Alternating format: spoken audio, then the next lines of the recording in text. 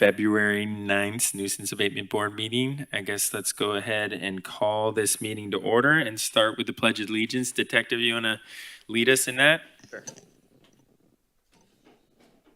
I pledge allegiance to the flag of the United States of America, to the republic for which it stands, one nation, indivisible, with liberty and justice for all.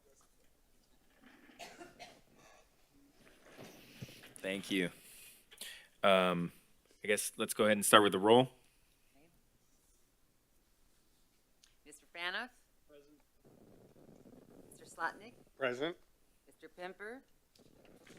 Present. And Chair Foreman? Present. Thanks. We have a quorum. Okay, and then is there any witnesses? Was there a new case? Is there any witnesses that we need? We do have one new case, and I may butcher his name, but over the course of the next several months, I'm sure I'll get it correct. But it is Hanoun Stower. I was okay with that. He may speak tonight on the one-stop case, so I don't know if we want to swear him in as well as Mr. Santiago, just because I want to have some discussion about last week or last month's meeting. So, Everybody who's going to speak, please raise your right hand. Do you swear and/or affirm to tell the truth and nothing but the truth? Okay, thank you. And when you go to the podium to speak, please say your name and spell your last name for the record. Perfect.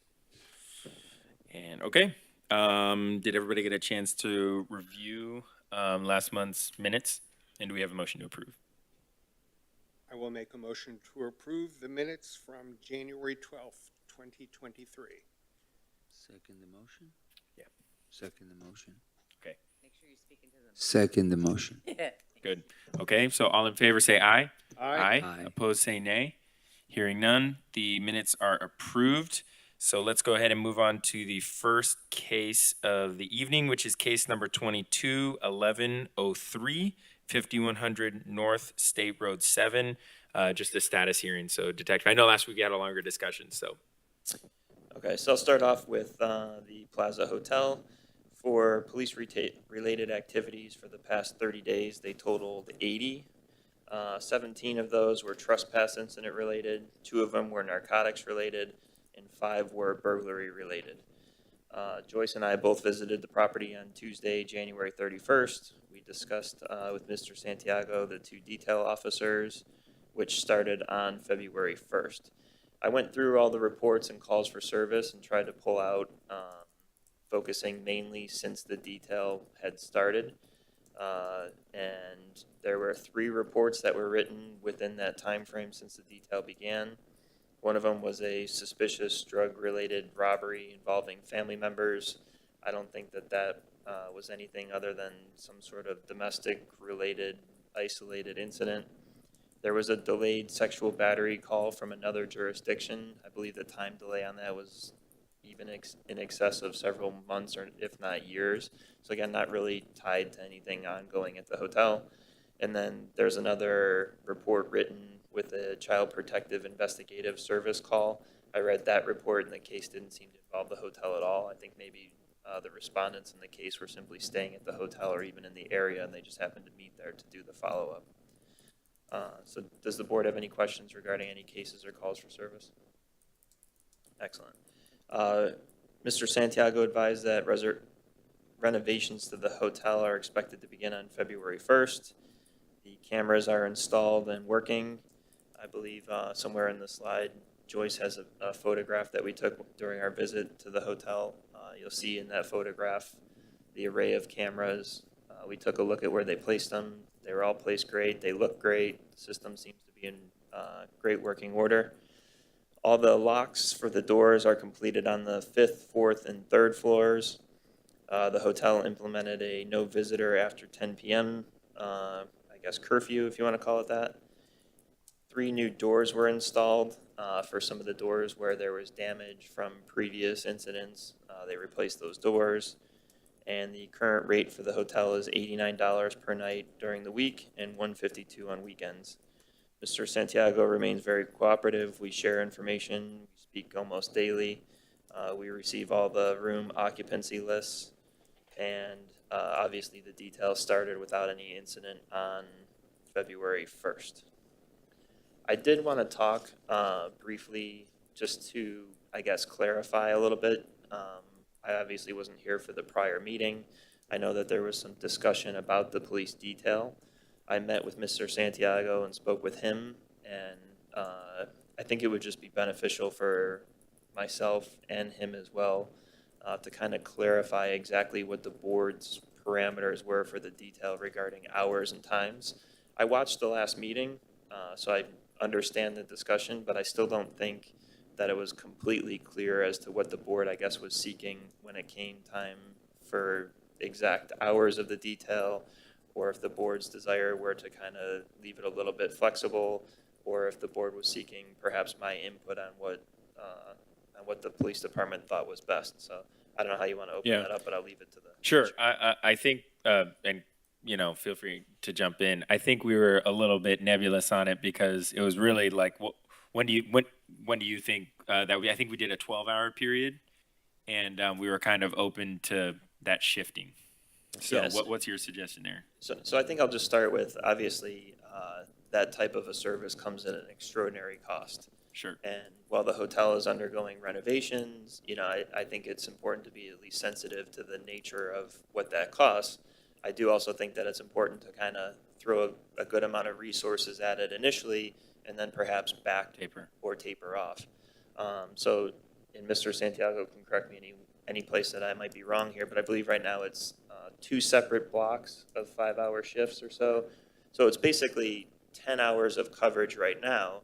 However, it's 10 hours of coverage with 2 officers. So essentially he's paying for 20 hours of police service per day.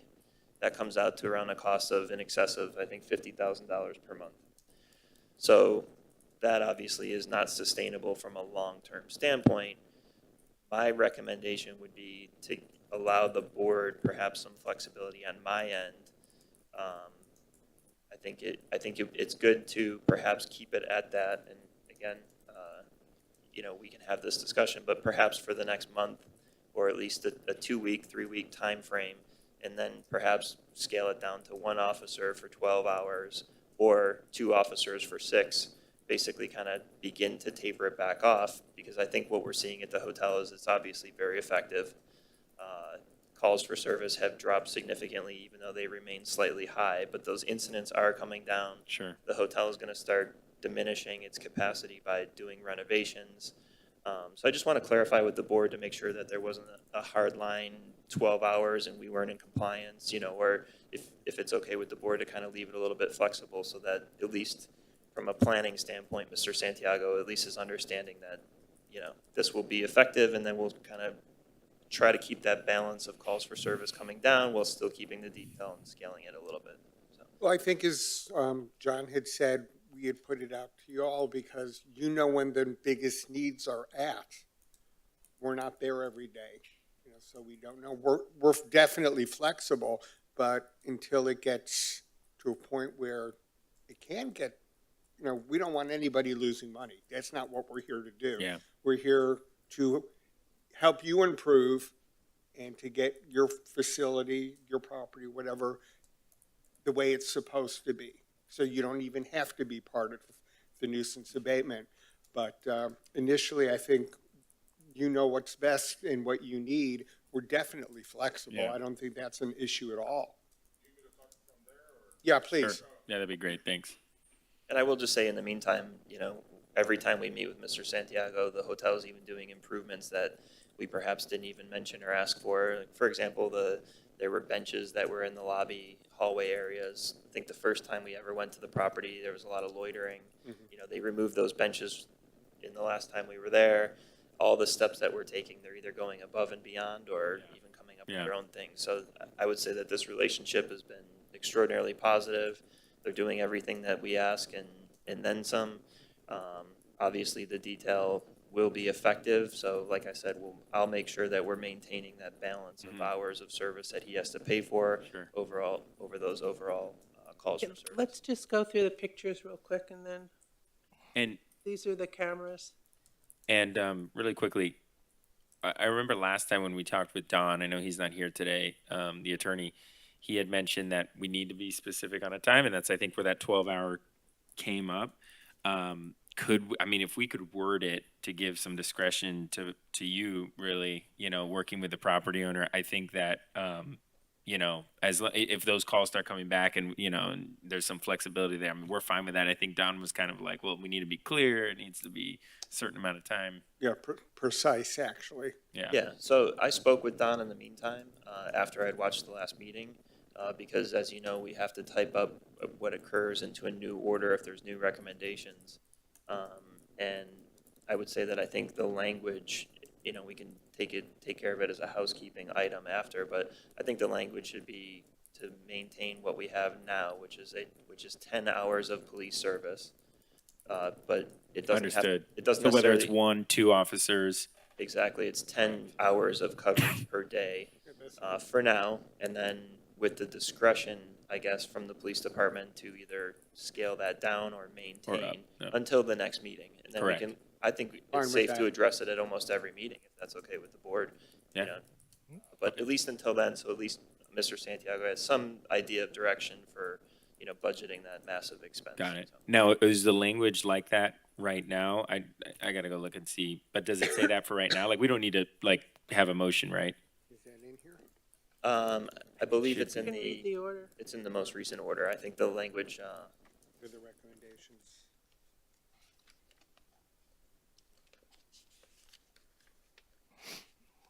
it was actually the amended order. If you Yeah, have that. that was the second.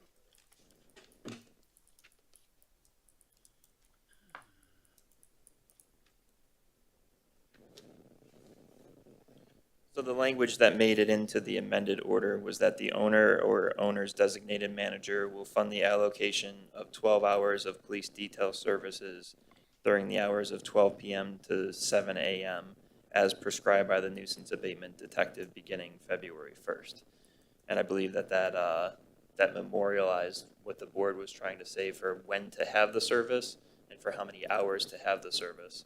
Where it got a little bit confusing is whether there was going to be 1 or 2 officers on site, or 1 or 2 at a time, or one was going to work and then the other one was going to cover different shifts. Got it. So I think that this memorializes it, but it does, what's actually occurring, I think, is that he's paying for more police services than this Then that's what I see what recommends. you're So saying. I believe it's still in compliance. I don't think we would need to amend it again. So the wording police detail services, do you think that's specific enough to what the concept that you're saying? Like, is that flexible enough to say it's 12 hours? I mean, we could amend it tonight to say 10 hours, essentially, is what I'm hearing from what you're saying, correct? Yeah, because, well, technically he's paying for 20 hours of police detail services. Got it. So I think we're covered until the next meeting. If perhaps, in the next week or two, our calls for service continues to drop or things change slightly, I just want to be able to be a little bit flexible that maybe we scale it a little bit back. Maybe we just keep it the same, but we'll address it Got again it. at the next meeting. Okay, so it sounds like we're good. Let's address it I just next want to week. make sure and the board was okay with For it. now, so that it's clear, it's 12 hours of police detail services. So if there's 2 officers, that's 6 hours. It's actually 10 right now. Or It's t- oh, it's 10. 2 blocks of 5 hours, so it's 10 hours of coverage. And the reason for that, my understanding at least, was that the way the police shifts work, and we were trying to coordinate when the officers began or ended their shifts in conjunction with also covering the times that the hotel needed for services. But I'll let Mr. Santiago also comment on what he's seen on site at, regarding the detail. But Sure. from our calls for service on our end, I don't want to say nothing has occurred, but it's been a dramatic fall off of any Yeah. incidents reported, so. And just to be clear, I have 12 hours here. Is that right? That's what you have as well? Number Correct, 2. and it's that what kind you of, have? it's kind of ambiguous because it states 12 hours of police detail. Yeah, but then I'm looking at services. the time, right? And then it's, Right, but I think the way it's worded is it allows for him to pay for at least 12 hours of services between those hours. I see. Basically noon and 7 a.m. He's paying for 20. Got it. Okay. So. So you think we can leave it though, okay. Yeah, I think it. Okay, I all right. think it's- Yeah, that's fine. I think, to clarify, yeah, I think we're on board with that. Yeah, Danny Santiago, DANNY, SANTIAGO. Totally concur with Detective Jameson and Joyce. It's been obviously absolutely great. What is amazing for us is that the officers who work in our detail patrol the area, so they know the hotel very well. They know what's going on, and there have been a tremendous help. But he's also right. I mean, it is a huge amount of money that coming out of so whatever that he got the ability to work with me. And one of the things that we spoke on Tuesday is that when when eventually this is over, I want to make sure that we come out of there with a great plan, with our security company. That I don't want that to 2-3 months later they know there's no more police. And I wanted Jameson and I to really have a great plan coming out of it. Once we do, that we can maintain it, because he's been Jen obviously, and Joy's been great, and everything that we have done is everything that I've said I'm going to do. So, but I mean, I will follow his lead. He's actually the lead, the lead detective here, but yeah, the cost is what's really, tremendous cost. Great. Yeah, that's great. Thank you so much, Mr. Santiago. Great work. You've been really cooperative. So Thank you for understanding. And I do want to put emphasis on that. The reason for the police detail being at 2 right now is that when officers respond to a call for service at the hotel, we want their backup to be there, especially in the beginning when things essentially get cleaned up at a pretty rapid pace, or some guests may be surprised to even see law enforcement on site. Once the calls for service taper down, then it becomes more of a maintenance thing than a cleanup thing, and you would scale back to 1. So you could essentially have the same amount of police coverage for half the price. So when we kind of discuss that rolling back, I don't think it'll be a rollback in necessarily of hours covered, but maybe just that a rollback in number of personnel on Sure. site. But 2 is, say, 100% effective. 1 is probably 90% effective. As long as law enforcement's on site, generally speaking, yeah, things are pretty. that tame, makes so. sense. Yeah, Very good. that's great. You want to show the rest of the photos you have, please? In addition to the screens that you see, Mr. Santiago is in the process, or already did set up tablets for the officers to actually have where they can view cameras live stream when they're Nice. working the police detail. So I just want to mention that. These are just some of the new locks that were installed. Towards the end of the slides, we have a picture of what the old locks looked like, in case the board was, what the old looked like compared to the new locks. Big difference. This is a picture of the lobby or hallway area where they've removed all the furniture, just kind of gave it a cleaner look. There's no more loitering, there's nobody hanging out.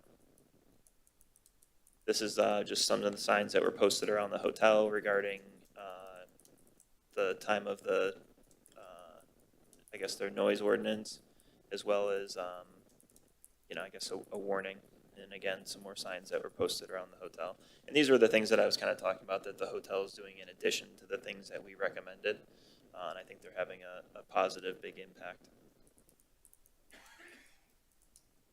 And that's it for the Plaza Hotel. Can I ask some questions? Did the renovation start?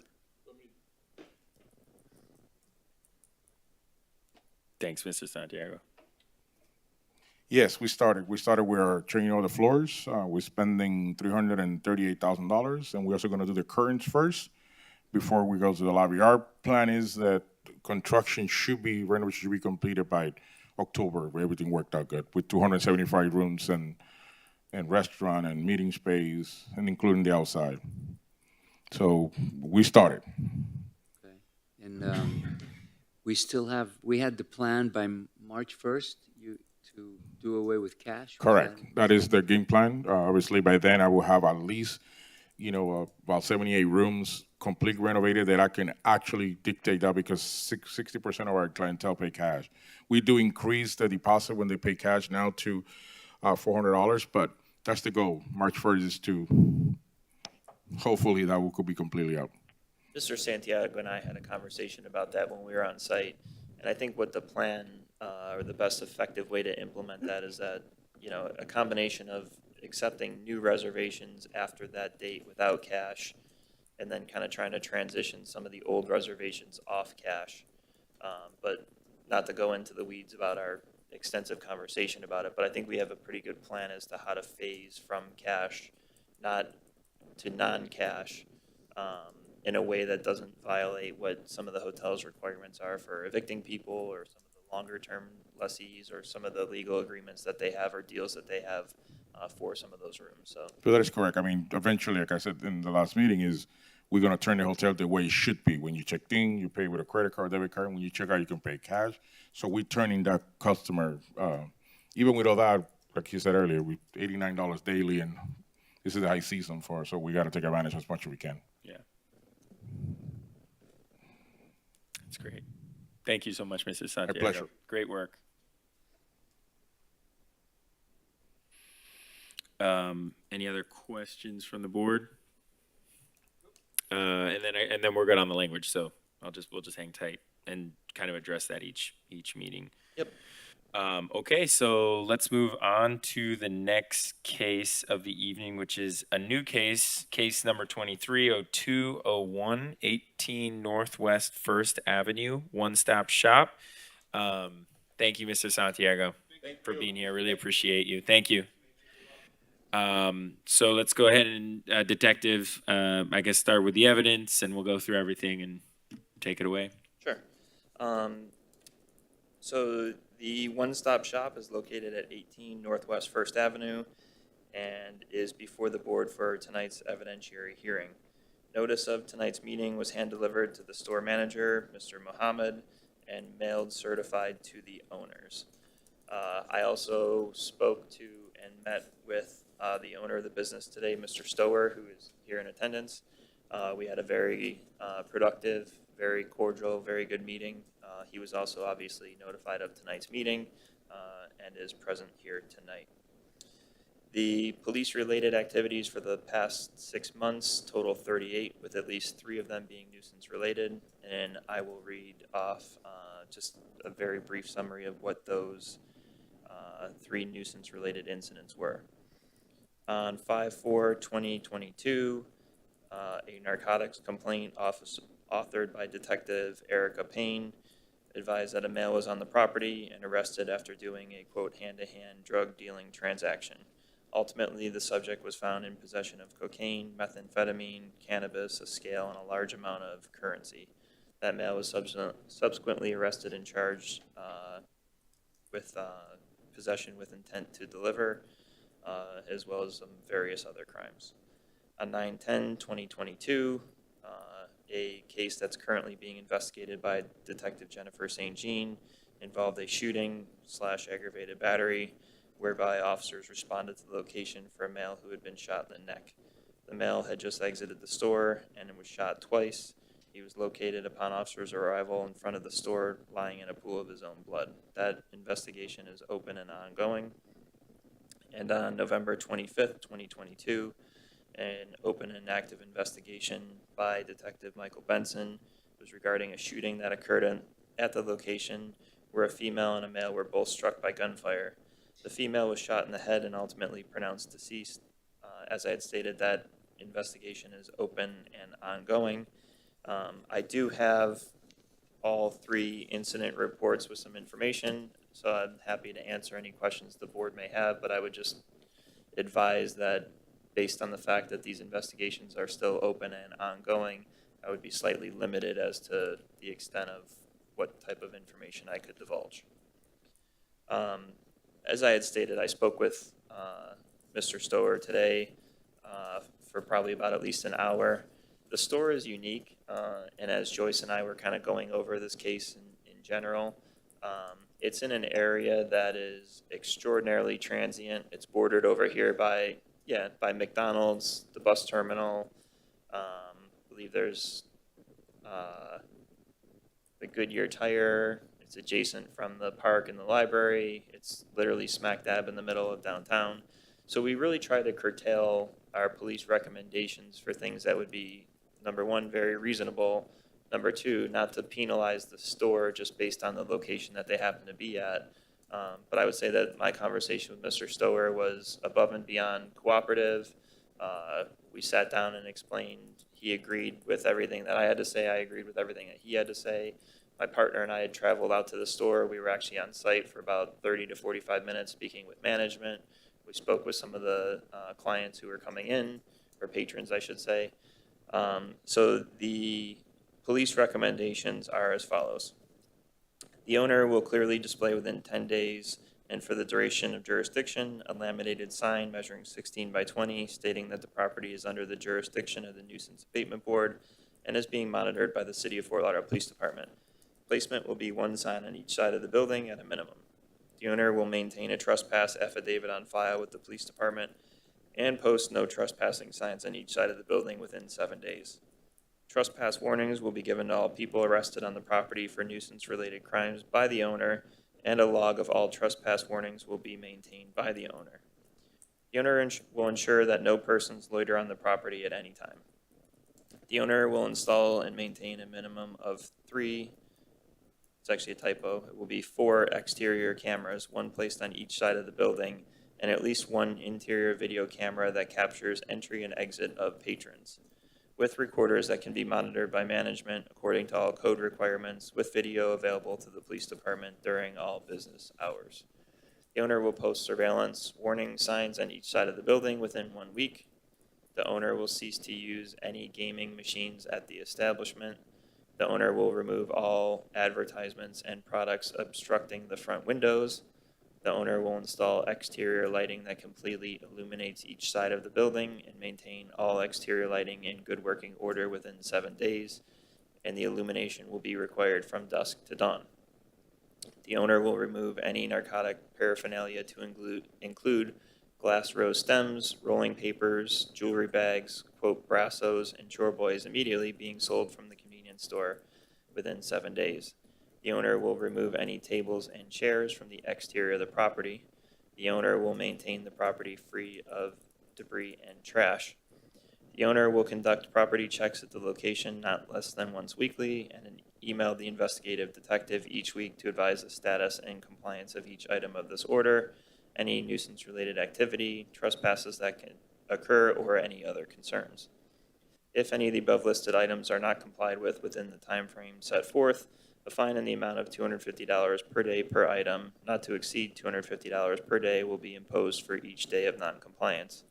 The owner or representative of the property will appear before the Nuisance Abatement Board at the what will be March 2023 Nuisance Abatement Meeting, or if no meeting occurs, succeeding the Nuisance Abatement Meeting, for status hearing as well as all scheduled nuisance abatement meetings for the duration of jurisdiction, unless notified otherwise by the investigating detective.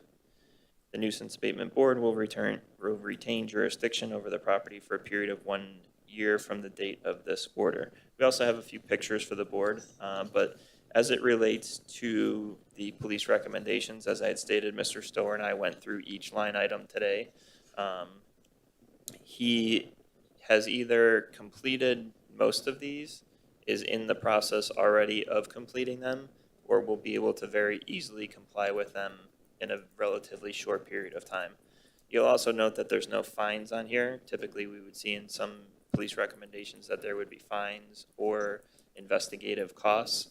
I didn't feel that that was applicable in this instance, just based on the level of his cooperation, the location kind of being what it is. I didn't think that it was, I guess, necessary to apply those to the recommendations. Other than that, we'll go through some of these photos. When I was at the store, I guess several different times, I think probably the number one issue that causes incidents at the store is just the volume of foot traffic from the bus terminal. I think the city conducts some homeless feedings in the area. They come over to the store for products and then kind of like hang out. Mr. Stower even advised that he had contacted the city that maybe a couple weeks ago or months ago to get the park bench that was out front removed. So he's taken actions already to try to stem or curtail some of the people from hanging out. Some of the people that you do see hanging out in the area are not actually on the property, but rather in the area, but I still wanted to kind of capture that. This picture would be at the back of the property. You can see it's clean. There's nobody hanging out because there's nowhere to hang out.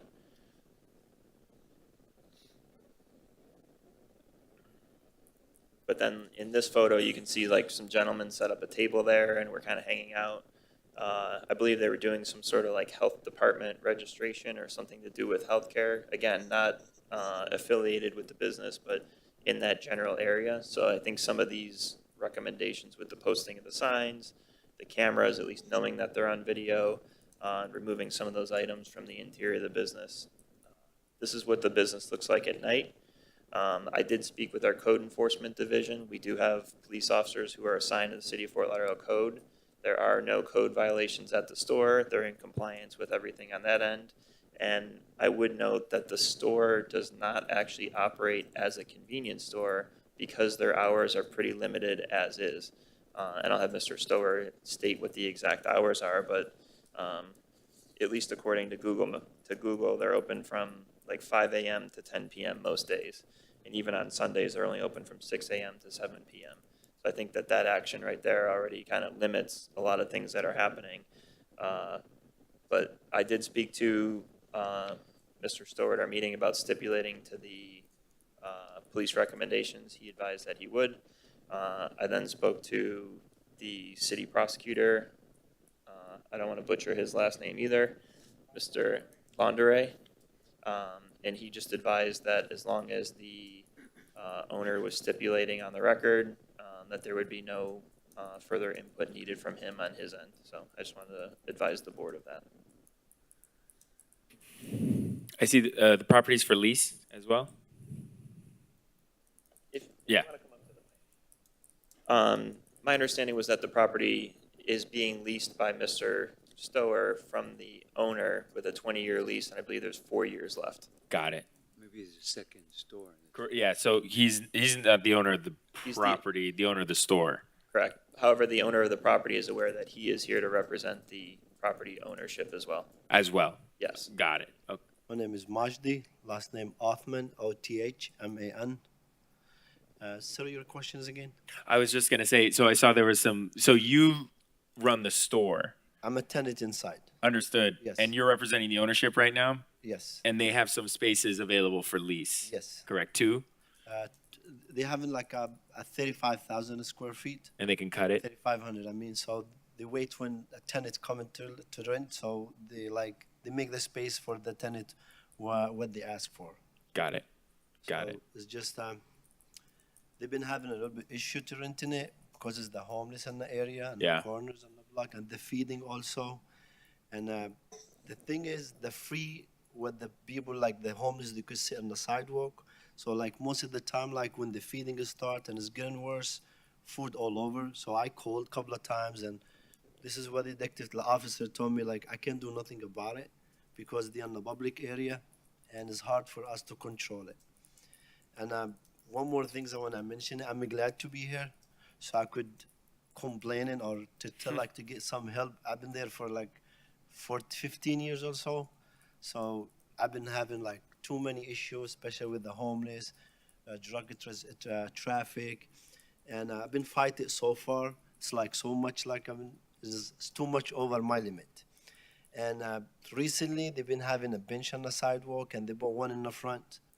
And I did complain a couple of times, and I did a meeting with the captains, me and the landlord, and even I have to give up some of my sale, like the beer and stuff like that, so to cut it off, to cut it down, so they could less the traffic, and it's not work. The only way is work, like most of the time when the police be in the area, when they see the police, they disappear for a while. And food thing, like, they have it in the time, like say at 3 o'clock, I think, or 2 o'clock every Yeah. day. Yeah. So you be see like 100 people just in the line, just waiting for the food. And the cleaning also, like every single day we have to go through the cleaning. Even the city people, they come in the morning, they clean once a day in the morning, and I have to continue after that. Cleaning and chase everybody away out of the property, out of the sidewalk. And it is hard. It is hard to survive in these corners. So thank you for you guys to be here so I could talk, speak to myself and what I go through. And also I talked to the officer early, and I will to help much as I can. Even I replace my new cameras in the corners, and I add more cameras in the nighttime, high division cameras. So far I do my best, and thank you today for like to explain it and listen to me, and I appreciate that. So I hope that we working from today on up. And I'm here just to see what I could do, to what I can help with everything. and I'm ready for it. It's tough, and I understand that because the church that I belong to has a feeding program. Have you thought of speaking to the people who bring the food about maybe moving it somewhere else? I did. I want to tell you something funny. One time, I spoke to a church lady, and I told her, listen, if you guys like having that good heart, I appreciate that, and you try to help, so why didn't serve the food by the church? And her answer is, oh, it's gonna be a lot of mess there. I said, so why you bring the mess to my corners? Keep it to your corners. If you have a good heart and you want to help, it's not just to feed people. Look at it, where I'm coming from. Like, look at my side. Like, don't hurt my business.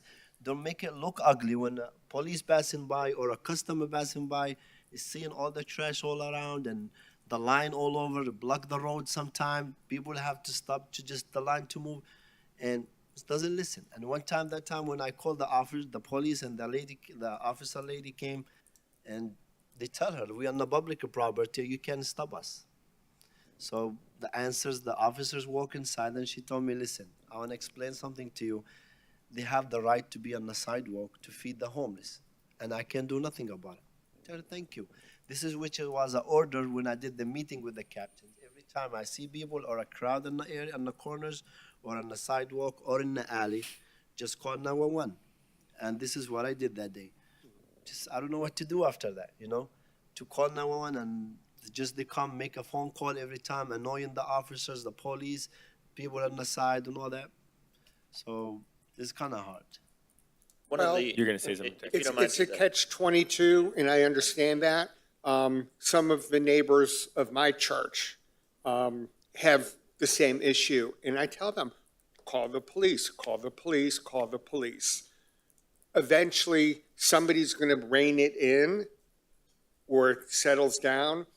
You're going to have the trespassing signs. I recommend you put them in a place where somebody can't get to them. Yeah. But they're visible. It's going to be an ongoing thing. It's unfortunate. But you have to do what you have to do to keep your property the best you can. We can't fault you for that. As long as you're trying and you're going by the recommendations, we can't ask for more than that. I do hard, like every single day I go through this. This is like a routine things to me right Yeah. now. You know what I mean? And even one time an officer visit, like, to look at the cameras, and he said, oh, I see you chasing the people. I say, this is the only way just to keep them away. I tell them, just go somewhere else, just not in that corners. Like, when they put the bench straight in the front of the door one time. So they tried to put it, and I complaining, and they move it to the corners. After like a month and a half, even I spoke to the officer early, the city guy walked to the stores, and he complaining about cleaning, and I say, listen, my friend, I'm not trying to be rude. It's just like I'm a little bit angry inside of me, so I want somebody to listen to me. You guys put the bench here. So before he say, some people complaining, like when they passing by, they see the people. I say, why you don't go to the city and complain, and you work with them and tell them exactly what's the situation here. He said, oh, I will do my best. I said, all right. So finally I realized, like, I sent the email to the mayors, and I complaining about it, and it's take about like 20 days, 25 days, and I came in the morning and the bench is removed. So I don't know, it's the city, the mayor is just, thanks God, whatever who done it, I will thank him for it. That's helped. My It is recommendation for the church that's bringing the food is talk to the chair of the board, have a meeting with them. Oh, that's good. Mr. Chairman, if you don't mind, I think one of the things that Joyce and I discussed prior to taking this property was what could we actually do to try to help these things. And I think, looking at it holistically, I think what's been occurring is that there's been either some commanders within the police department who will kind of make their own recommendations or give their own advice, and then perhaps somebody else also gives their own advice, and then perhaps some people from the city give their own advice. And I think having it under nuisance abatement will very much clarify everything that the city's position is, what the police department's goals are, and kind of, I guess, make it certainly easier for him to operate. But I also think that the store gets blamed for a lot of things. As we went through a lot of calls for service, we noticed that a lot of the incidents didn't actually occur at the store. Yeah. So we kind of want to just satisfy the needs of the police department to figure out exactly what is going on and exactly what the store can do, while also make sure that they're not being, blamed for things that aren't actually occurring at the store. And I think having it under the jurisdiction of Nuisance Abatement Board will kind of cut through a lot of that, because everything that we're recommending to the store will have to come through us, and it'll provide that channel between us and the police department and us and the city. And I think that if anything can be achieved, that would ultimately be the goal for those types of things. And I think for your length of time at the store, you pretty much know who's a regular and who's not. Yes, So that's a big help in itself. it is, Yeah. yes. And he also owns another store in the city that has absolutely no problems. Yeah. And he's a city resident, so he knows what to do and It's a how tough to do location, it. though. The hours, like, I've been trying so hard, like, keep the same hours. I don't want more headache, because if I stay more longer open, I think it's more headache. So 5 o'clock in the morning, because buses start running at 5, people want a breakfast, they want a cigarette, a drink for go to work. So we close at 10 o'clock. So that way, because I feel like I'm comfortable and I want to go home early. So at 7 o'clock, Sunday, we open at 6 in the morning, 7 in the morning to 6 in the afternoon. So I think it's that much is fair hours for everybody, just to go home early and we get a little bit peace. Thank you so much. And I appreciate for you guys listening. Thank you. Thank you. If Robert, you were could you just gonna? stay at the mic for a minute. I mean, maybe I'm just not educated on this, but I always was the impression, even if it's a public area, if you're doing it on a routine basis, you need to get some kind of permit. I don't know if that would apply to the church, but my understanding is you can do things in a public area, but if it's a routine and systematic thing where you continue to show up and you do it, eventually you have to get some kind of permit, because you're occupying a public space on a routine basis. And I'm just floating that idea. I don't know if this is the appropriate I don't think this is the appropriate forum for that, but I just wanted to let you know if they're like a fixture on a public space continuing to do this in a schedule, they have to get clearance for that of some kind. So I just wanted to float that. Okay. Thank you. Yeah, and I wonder if with that permit, there's some sort of like, I don't know, clean requirement. Like if they're leaving trash everywhere, and that's. Or if part they're of it. allowed to do it on a property or in close proximity to a property that's under jurisdiction of a That's a good nuisance point. abatement board. So, I think that oftentimes that the reaching effects of a property being under nuisance abatement are both realized and unrealized. So, Got it. I think if we communicated with the church as well to try to figure out exactly when and what's going on and what they could do to make sure that he complies with the nuisance abatement order and they know that, that might help as well. So Are the nuisance abatement signs on the property as well? they They will be, Okay. That might do something too. correct. Yeah. So the concept here is you want to take the store off the table. Like they're doing everything that they're supposed to so that police department can kind of rein in the situation. Because, Correct. to be honest, the bus stop's right there. Yeah. You just got such a flow of people Yeah. coming. I mean, it's a tough location. I've been in that area for forever. It And is a good people, like a lot, It's just to make it look bad is just the crowd. Yep. The food, the feeding, and the hanging out, Yeah. is like, beside that, it is like inside is running smooth. yeah. Like, I'm not remember when last time we have any customer arguing with any customers. Everything in and out because people rushing, go work, they don't want to miss the bus, It's just outside and make it look bad. Just inside, we running smooth and comfortable with everybody. It's Yeah. just like around that's the block, like the corners. You're like, it is rough and tough. That's how they say it. Sure. But one day we're gonna go through all that. Yeah. So it seems like, I think these recommendations are great, and it sounds like if there's a permit requirement, required with the city, maybe one of the ways to get through this, obviously, like you said, this isn't the forum for it, but if the city could even deny the permit there and just say, hey, it has to be at the church, you know what I mean? And then maybe because it sounds like that's where the congregation happens, because that's where the buses come in. There's a big reason. I mean, it's easy to do it there, but it's also just like, if you moved it, that might help sort of this. I mean, that would help this issue. And then if it's over there, there's not as much loitering. He's got a store. People are going to loiter by the store, blah, blah, blah. So that makes Yeah, I think once we take jurisdiction, we'll be able to find out the answers to those questions and Yeah. see what we can do. But Well, I would like to make a motion to accept One Stop as to go under nuisance abatement with the recommendations outlined by the detective and the police. I just have one question about one recommendation, is third or fourth, about giving a trespass notice to people who get arrested. How does that work exactly? So the store already has a trespass affidavit.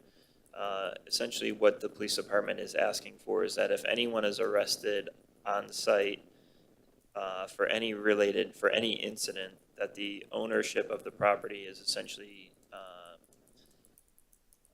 giving the police department the blessing to extend that trespass affidavit to say that they are no longer welcome to come back to the store.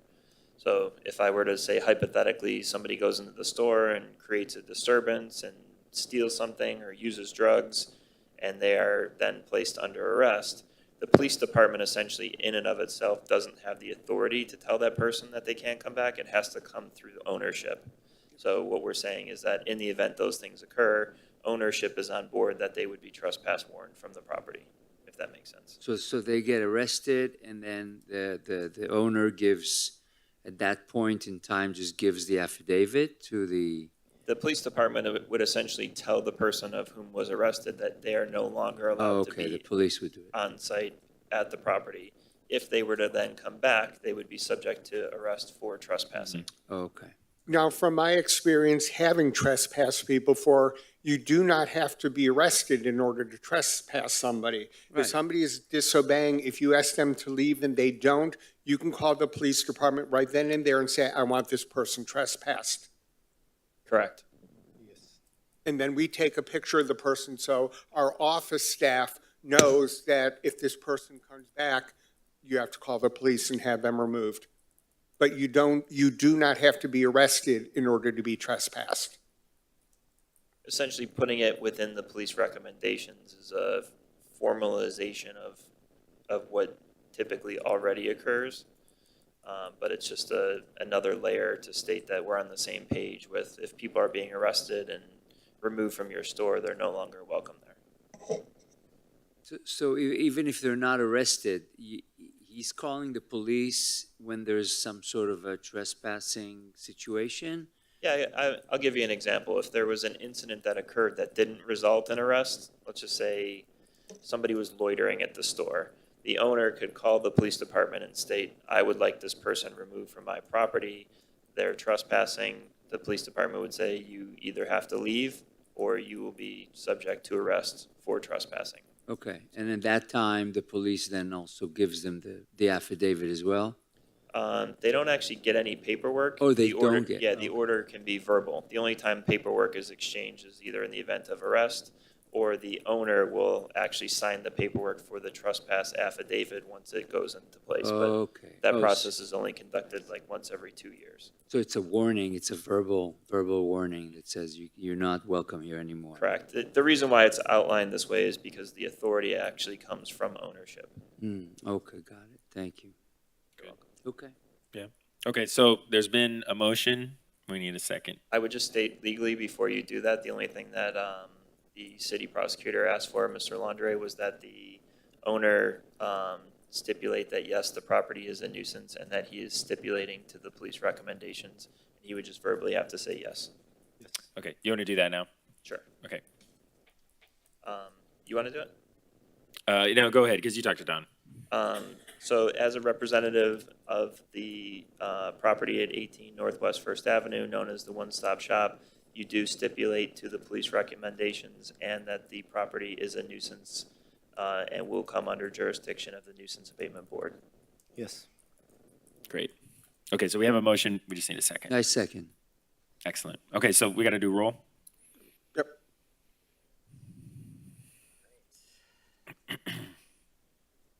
Mr. Fanoff, Aye. Mr. Slotnick, Aye. Mr. Pimper, Aye. Chair Foreman. Aye. Perfect. So it passes. Can I have the motion again slower? Yeah, you want to? Yeah, go ahead. The motion was to accept the one stop as a nuisance and to accept the recommendations of the Fort Lauderdale Police as written.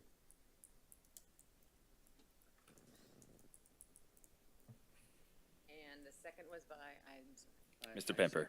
Thank you. Excellent. Thank you so much. We really Just for the- appreciate it. Just for the Look- board's Looking forward information, to working with you. we were out earlier, even before today, and spoke with the actual manager of the store, Mr. Mohammed. Great guy, super cooperative, and he may be the one that actually shows up to these meetings, but he couldn't make it today because he had to have a surgery. But we're on a great relationship with him as well, and he echoes everything today is the same. So. Excellent. Okay.